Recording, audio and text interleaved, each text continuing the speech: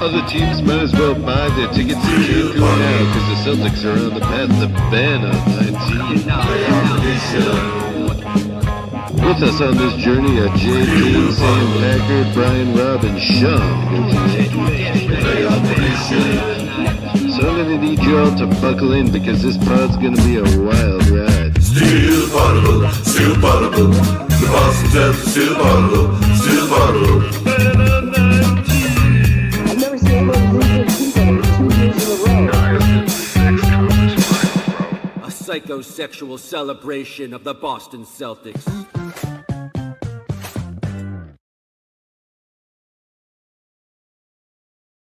What up? I honestly don't know why the playoff music just started. So my bad. I thought that was a regular theme song. We came with the playoff theme song. It's a little retro. That's okay. I'm Jay King from The Athletic, by the way. I'm here to answer some questions today.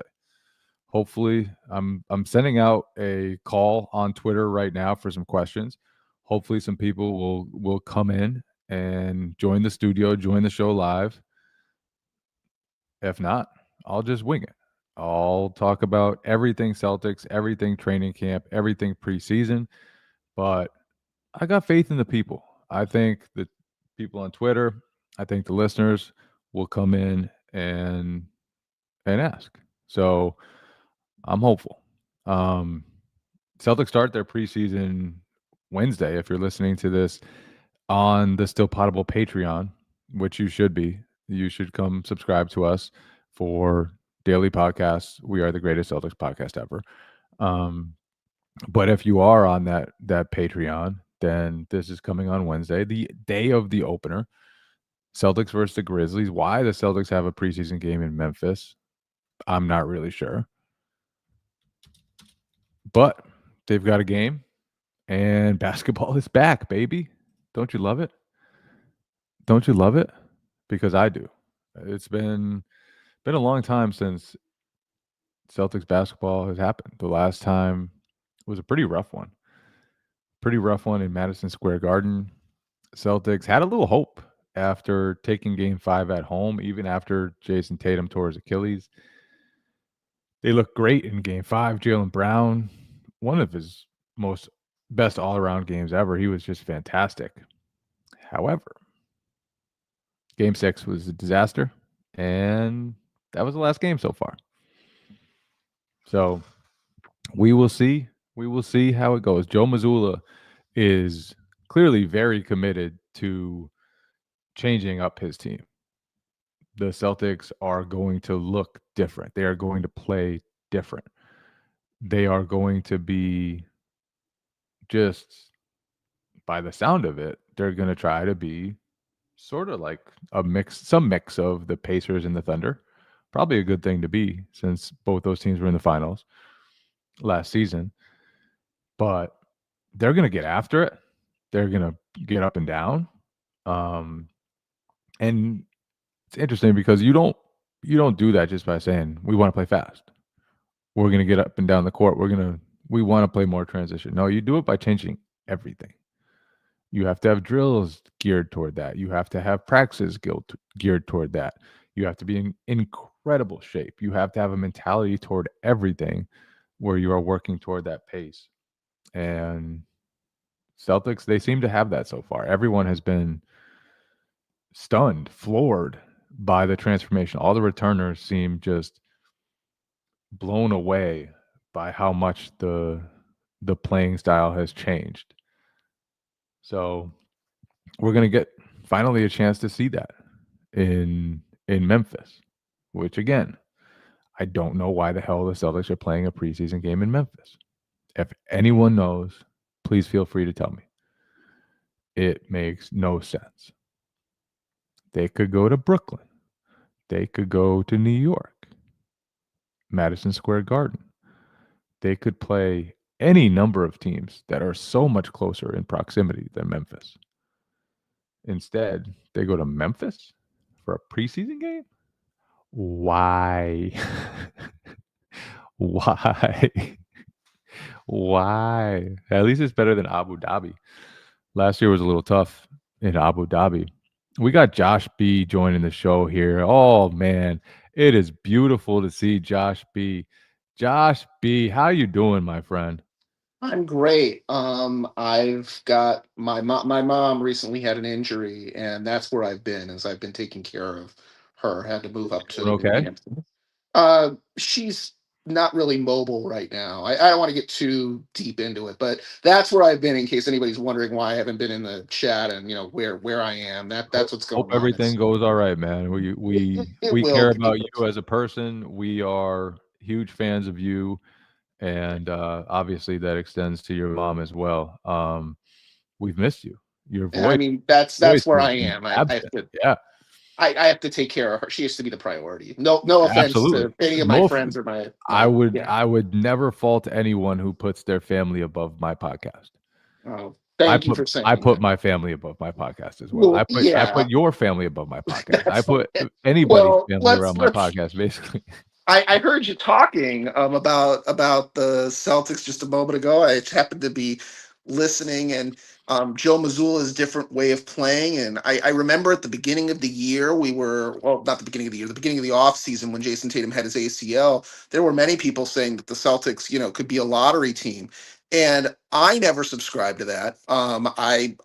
And so now that we're here, on the edge of the preseason, at the beginning of the preseason tomorrow, how many players would have to be injured for the Celtics to be a bottom eight record? And I'll just toss some teams out there randomly to you. So, like the Nets, the Jazz, the Hornets, the Pelicans. To me, it takes a lot to be worse than those teams. Those teams are trying to lose. And I don't see any way. I mean, I'm working at it too. I put my list down and everything. I can't see any way that they're worse than these teams. What do you think? I mean, I think it's effort to be like a bottom eight team. I don't think it can just happen. I think the guys are too competitive. Effort or injuries. Well, that's right. And So, injuries are what could derail this team. Last year, Kristaps Porzingis missed 40 games. It really did not matter much to the Celtics' regular season chances. Like they were going to steamroll people with or without Kristaps Porzingis. Jason Tatum missed, I think it was 12 games last season, and the Celtics, I believe, only lost 2 of those. I could be wrong on those numbers, but I think that's what it was. And they had enough depth that when Drew Holiday sat out for a while, when Al Horford missed back to backs, when Jalen was out for what did he miss? Close to 20 games. They had enough. And that's where this year is going to be a lot different because number one, Jason Tatum is your number one player. He's your best all around player, best playmaker, great defensive rebounder, like does so many things that make you go. The way that teams guard him just made life easier for everybody else. When you don't have him, it changes things. But when they didn't have Jason Tatum last year, they were still very good. I think it's just now instead of having a wealth of experience so that even when you were missing guys, the players who were stepping up was like Sam Hauser, Peyton Pritchard. Sometimes like Derek White would get extra touches. Now, when you're normal, when you're healthy, Derek White is getting more touches. Peyton Pritchard is getting more touches. They're already being extended and stretched a little further. And so they're not going to have that room to take on additional responsibilities when they're even, you know, more like when another guy is out. And I think that's when the talent loss is going to really catch up to them. If they're healthy, I think they're going to be pretty good. I think the front court, Nimi, Luka Garza, Chris Boucher, Xavier Tillman, I don't think it'll be great, but I think they'll get enough out of it where you can win with that group, and then all the helpful guards. Their backcourt's going to be really good. Between Derek White, Peyton Pritchard, Anthony Simons, Jalen Brown, that is a really really talented group of playmakers, shot makers, everybody except for Simons really competes on the defensive end, and they're trying to get Simons to do the same. And so I'm very bullish on their backcourt. The front court, I think it'll be fine. I think, Nemi was probably ready for more responsibilities, even though I don't think he deserved them last year with the roster the way it was, but he can be fine. And Can I sort of follow up with this? yes, of course. Haven't they earned this? I mean, the players you're talking about with Peyton Pritchard, Sam Hauser, Derek White, these guys have been around for 4 years, 5 years, working in this system. I might have the time a little off, but I mean, certainly for like the last 3 years, these guys have been grinding, have been pushing, sort of day in, day out. I get it that Hauser missed a whole bunch of time last year, but assuming no respiratory tract problems, I think it's time for them to have a little bit more responsibility, a little bit more effort. We saw glimpses, or at least I seem to remember glimpses at the beginning of last year of Sam Hauser starting to like really shine as a starter, starting to really play the kind of level of defense and being, a rich man's version of Ty Jerome. And then he got injured and things sort of derailed from there. Peyton Pritchard was the sixth man of the year, and I would have taken him over half the point guards in the NBA, like just straight up who are starting. Isn't it sort of time? Isn't it time for their development to sort of get a little bit more responsibility? And with all due respect to Jason Tatum, this does open up a certain amount of minutes. 100%. And those guys will absolutely benefit. And I think they're ready for more responsibilities. Like Peyton Pritchard, his stats when basically any starter was out, his stats skyrocketed. When Jason Tatum was out, he averaged something like 20 points, 5 rebounds, and 5 assists per game.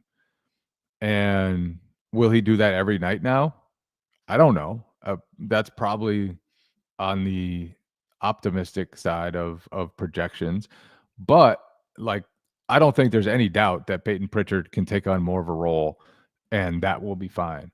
What will make it tougher is like before you had him in that 6-man role, and now he has to be one of the guys above him in the pecking order, and the people below him are not as ready as he used to be.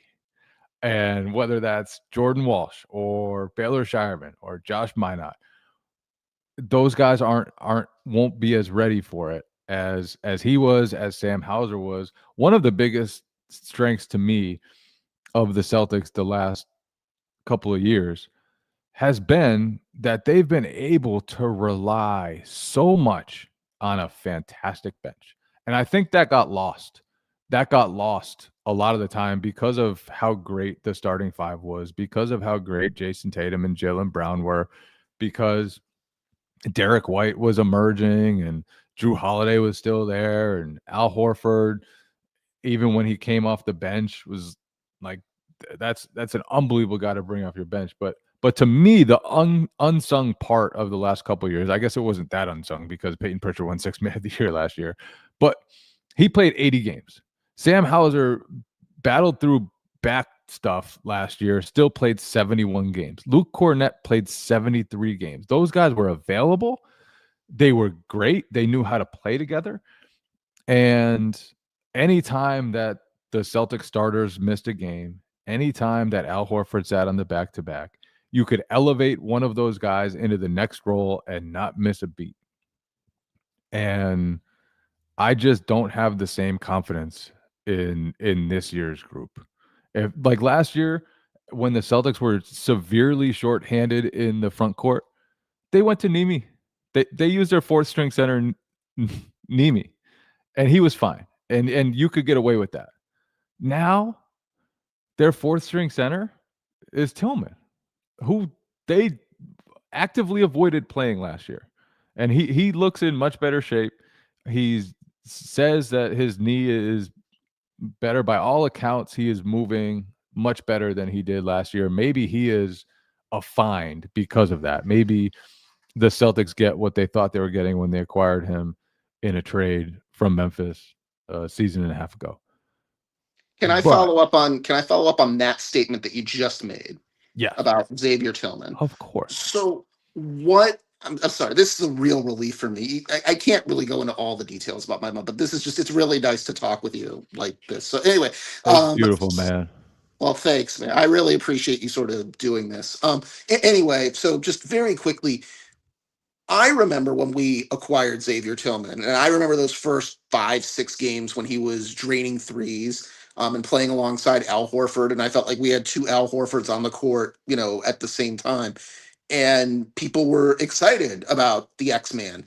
And I remember last year, and at the time that we acquired him to be our third string center, right? He and Luke were gonna battle for minutes behind Kristaps and Al. So now that he's our fourth string center, we're putting him in what, a lesser role and hoping that he gets more minutes. He's going to have more of an opportunity to play the power forward simply because Boucher can only play but so many minutes. I mean, the real loss from last year in terms of just depth, in terms of actual, like, we're playing minutes and we're counting on you game after game, is Luke Cornett. Kristaps missed like 40 games last year. Al Horford, he's great, but also he's my age, and nothing wrong with that. Like, dude, you're better than me. I can't play professional basketball at 39, but Don't like, sell yourself short, Josh. I'm sure that I can't play professional basketball at 39 years old with this stomach. But like, the point is that Al Horford was, starting to show a little bit of age, which isn't like the worst thing in the world, but it was harder for him to go 30 minutes, 35 minutes a night. I don't think anybody would disagree with that. So what we're really looking to replace is the Luke Cornett role. We're looking to, really I replace 20 think minutes. Al will be a serious, serious loss.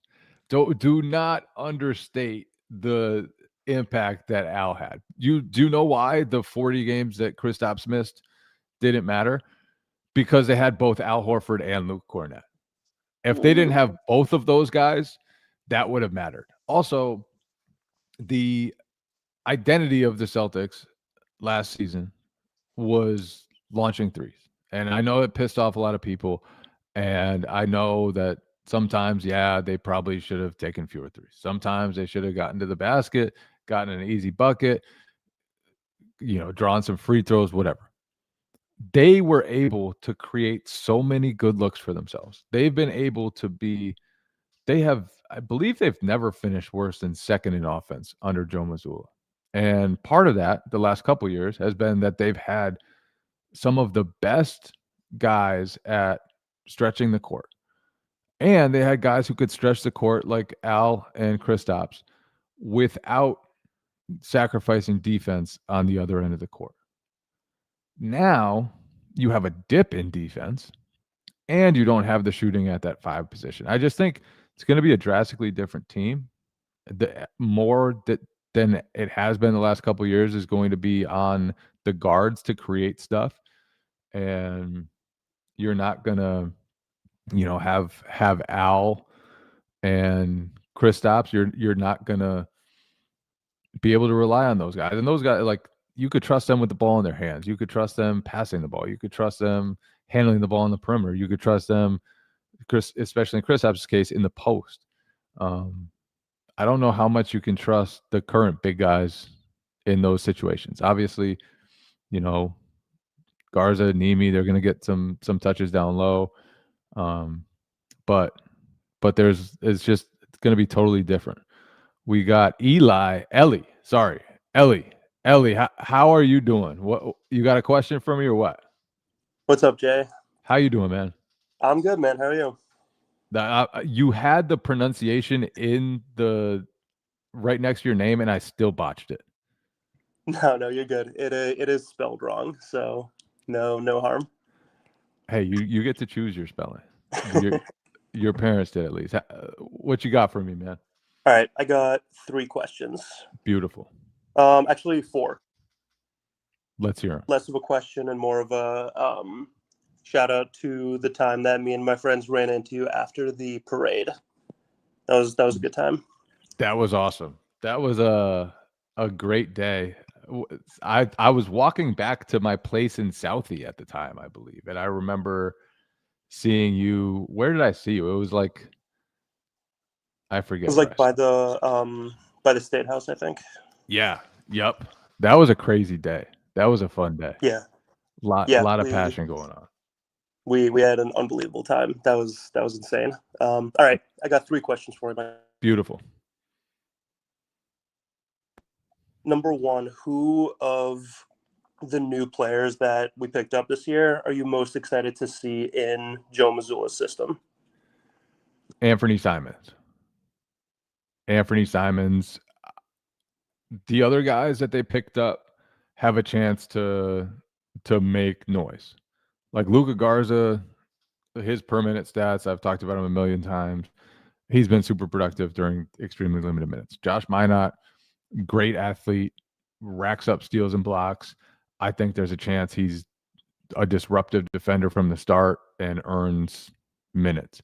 Anthony Simons has averaged 20 points a game for the last 3 seasons. He's been a starter and the number 1 option on a team in the NBA. I think he's going to offensively fit extremely well in Missoula's system. I think when you have him and Peyton Pritchard, Derek White, Jaylen Brown, any combination of those 4 guys, they're going to play really well off each other. Guys like Anthony Simons are easy to play with because he shoots the hell out of it. He has gravity. Teams need to stick with him. He doesn't waste a lot of motion offensively. He's a very good offensive player. And I think people are sleeping on that because his teams in Portland didn't win that much. But Anthony Simons can really score the ball, can really make plays. And I think he's going to be a dynamic option for the Celtics from day one. Whether he starts, comes off the bench, doesn't matter. He is going to be awesome, and he is going to surprise people who haven't watched the Blazers for the past 3 years.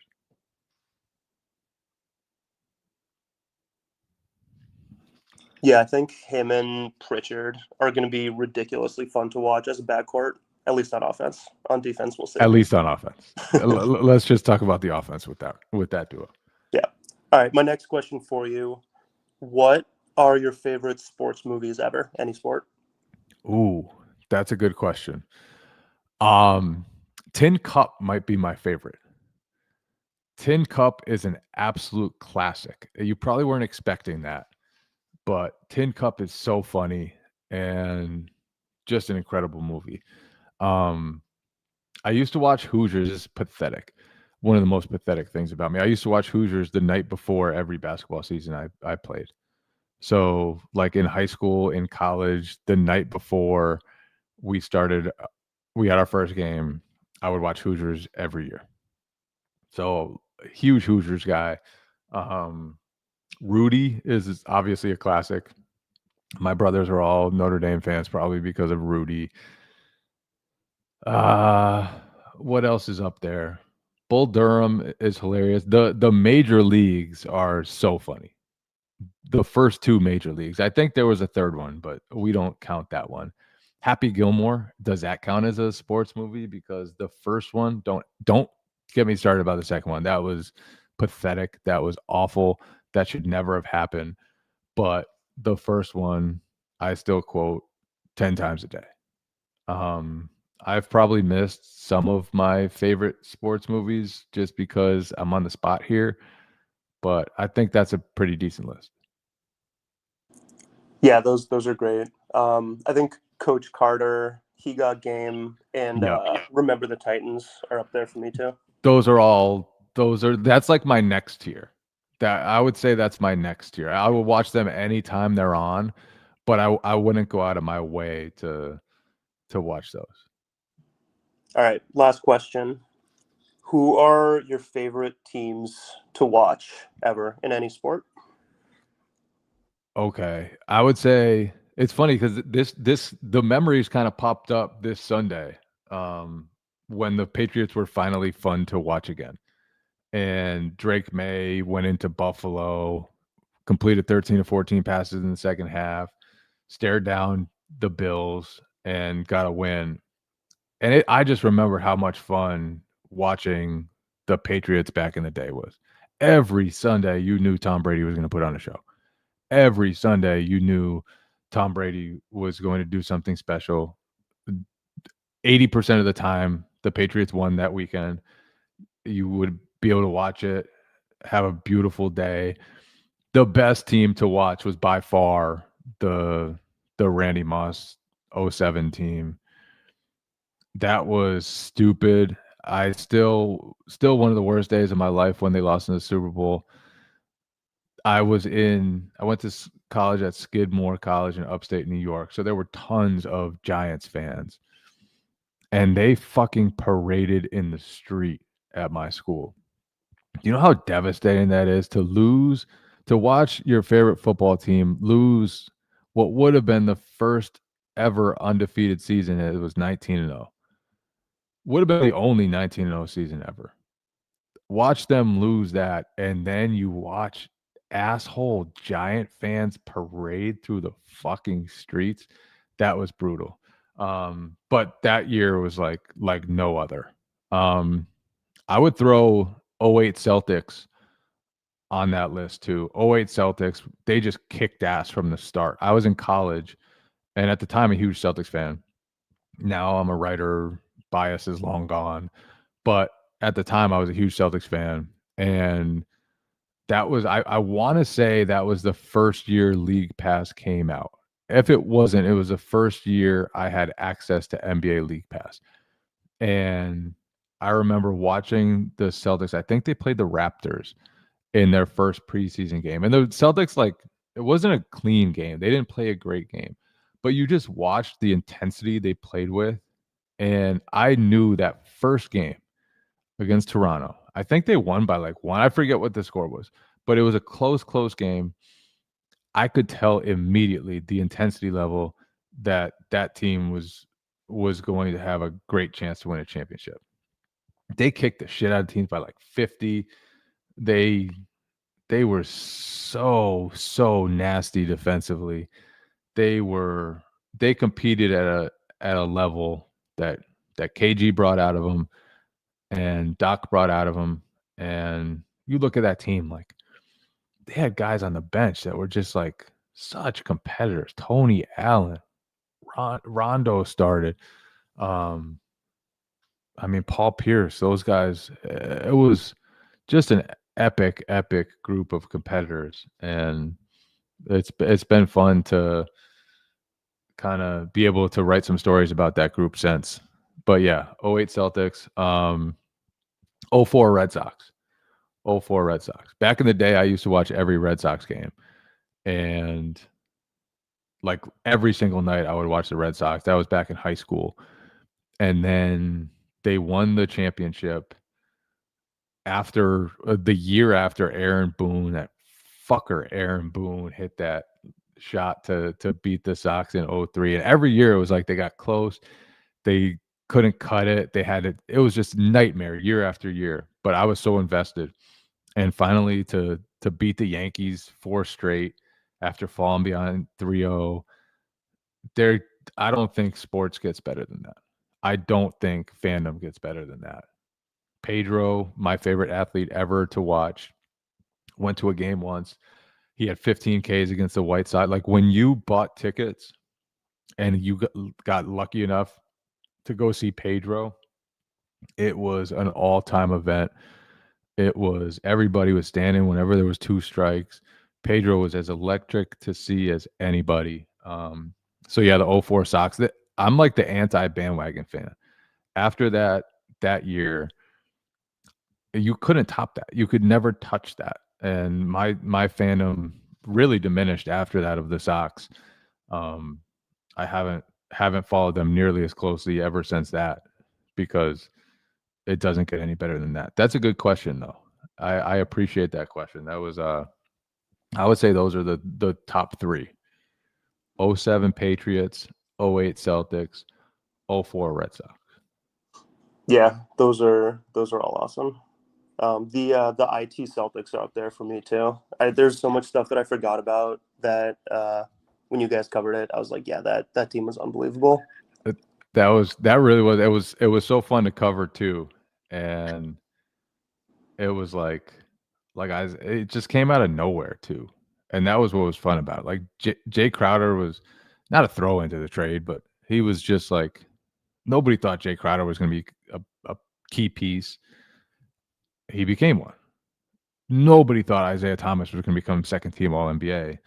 Even the Celtics wanted to bring him off the bench. And then all of a sudden, the guy's averaging 30, doing it every single night, scoring more than 10 points per game in the fourth quarter, absolutely dominating crunch time against anyone. Nobody could stop him. And he did it. He was just a fun, just had a fun spirit to him. And I think everybody was drawn to that. He captivated all of Boston. Wasn't the best team, but yeah, those years were so much fun. And it's cool to see fans like you, and I think a lot of people still appreciate that group. It's almost a decade later now, and the Celtics have won a championship since. They've had better teams since, but that team still holds a place in people's hearts and always will, because just the way they approached everything, just had a chip on their shoulder. Isaiah was as fun to watch as anybody I've covered. Just something else to see somebody that size do it and compete and do it every single night. He never took nights off. Never ever had a bad game. That whole year, it was just like Isaiah had 30 again. Oh, he topped himself again. Oh, there he is. Another fourth quarter. They're down 5. He has 17 and they win. It's like, what the hell? That was such a cool ride. What was other than that, what was your favorite team? I think also with IT, that was also peak Tommy Heinsohn, just going insane and screaming the little guy over and over in the fourth quarter. That was awesome. So true. So true. Yeah. Man, Tommy Heinsohn made stuff fun. He made stuff fun. And the little guy. Yeah. Nobody could stop the little guy. Not a damn person could stop the little guy. Yeah. The 28-3 Pats got to be up there too. I mean, really any of the Brady, Belichick, Edelman, Gronk teams, but that one especially. I mean, I was a freshman in college, and it was the exact opposite of your Giants one, which that sounds like a nightmare situation. It was hell. It was hell. Yeah, that's awful. Yeah. I would not wish that on my worst enemy. No, it was terrible. But so where'd you go to school? UMass. So that was the best night ever, I'm sure. Yeah, it was just celebration in the streets, people going crazy. That was unbelievable. One of the best nights of my life, easily. So that was the night Paul Pierce came back. I think it was his last game in Boston. Pretty sure that was the same day, Super Bowl Sunday. And so it was Paul Pierce and the Clippers, and he hit that three near the buzzer. That was totally meaningless except for the memory. And I got back and I had to finish my story. Didn't watch the start of the game because of that. Like, Patriots were in such a bad place. I was going to go out for the game, and then I was living in the south end of Boston, and just ended up watching the game with my roommate, and we went to Cleary's afterward, and it was such a scene in Boston. It was such a scene after that comeback. The energy in the city that night was just outrageous. So I can only imagine what it was like at UMass.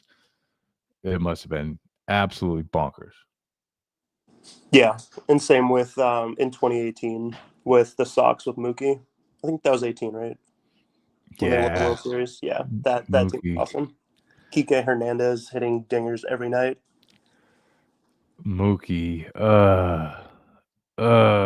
Uvalde, that run was just ridiculous. Ridiculous.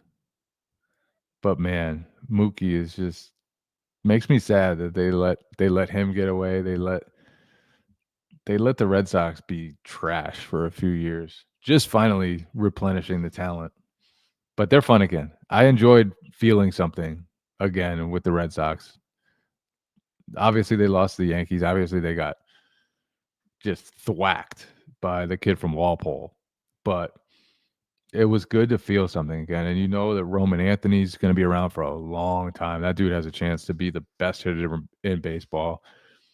I'm excited for the Red Sox future. I'm thinking about becoming a fan again. It's been a while. Like, my fandom went like down for 20 years since the 04 championship. but it's starting to climb back.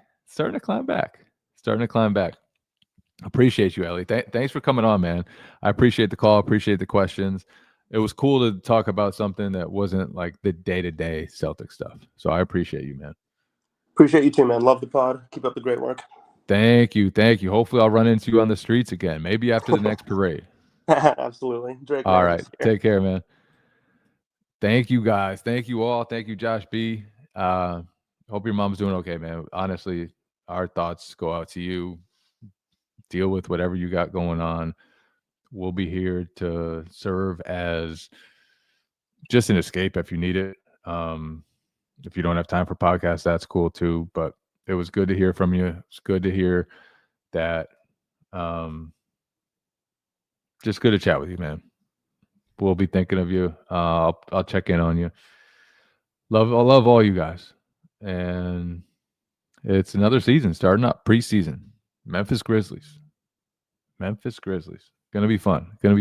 Who's gonna start for the Celtics? Not really sure.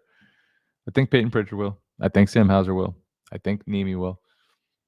Not really sure. Not 100% sure. Who's gonna play the 8th, 9th, 10th spots? Not really sure. So much unknown right now for the Celtics, and it's pretty fun. It's gonna be fun to learn more about this team as preseason goes on. I think there's gonna be a lot to take away from the opener.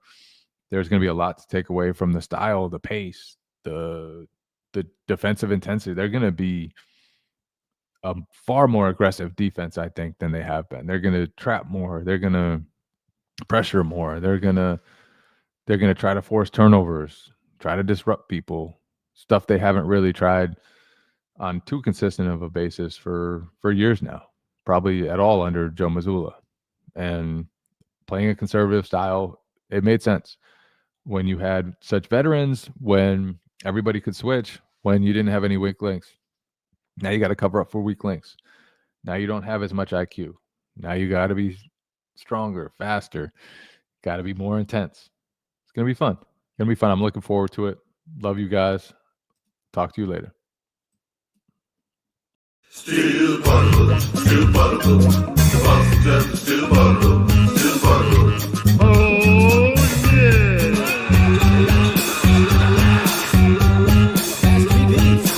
Slow down from eating and drinking and all that wild stuff.